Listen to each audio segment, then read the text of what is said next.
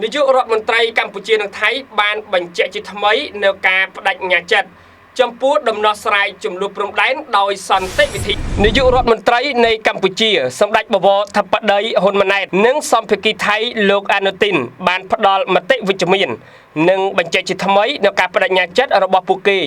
ក្នុងការស្វែងរកដំណោះស្រាយដោយសន្តិវិធីដោយហេតុនេះត្រូវប្រកាន់ខ្ជាប់នៅលក្ខខណ្ឌដែលបានព្រមព្រៀងគ្នានៅក្នុងកិច្ចព្រមព្រៀងសន្តិភាពទីក្រុងកូឡាឡាំពួរនេះបើយោងតាមការចុះផ្សាយរបស់គេហទំព័រផ្លូវការអាស៊ានដែលចេញផ្សាយនៅថ្ងៃទី14ខែវិច្ឆិកានេះលោកនាយករដ្ឋមន្ត្រីអាន់វ៉ាអ៊ីប្រាហ៊ីមនៃម៉ាឡេស៊ីជាប្រធានអាស៊ានបាននិយាយថាលោកបាននិយាយជាមួយសម្ដេចហ៊ុនម៉ាណែតនិងលោកអានូទីនច័ន្ទវីរកុលតាមទូរស័ព្ទដើម្បីពិភាក្សាអំពីវឌ្ឍនភាពនៃកិច្ចខិតខំប្រឹងប្រែងស្វែងរកសន្តិភាព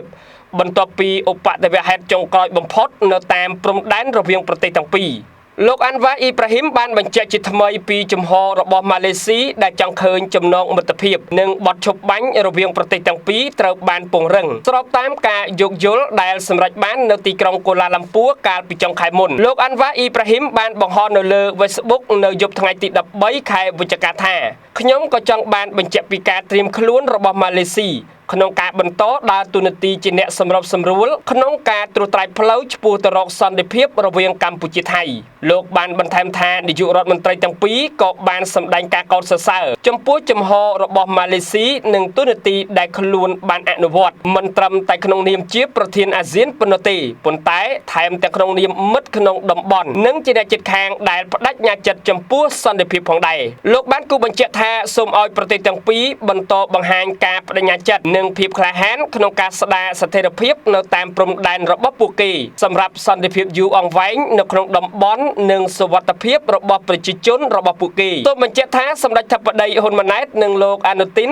បានចុះហត្ថលេខាលើកិច្ចព្រមព្រៀងសន្តិភាពនៅខាងក្រៅកិច្ចប្រជុំកំពូលអាស៊ានលើកទី47កាលពីថ្ងៃទី26ខែតុលាឆ្នាំ2025ដែលមានលោកអាន់វ៉ាអ៊ីប្រាហ៊ីមនិងប្រធានាធិបតីសហរដ្ឋអាមេរិកលោកដូណាល់ត្រាំធ្វើជាសាក្សីក្រោមកិច្ចព្រមព្រៀងសន្តិភាពថៃនិងកម្ពុជាបានព្រមព្រៀងគ្នាបញ្ចប់អរិយភាពនិងជំរុញទំនាក់ទំនងអ្នកជិតខាងល្អពីខ្ញុំបាទនិនសុភ័ក្រ MSJ TV News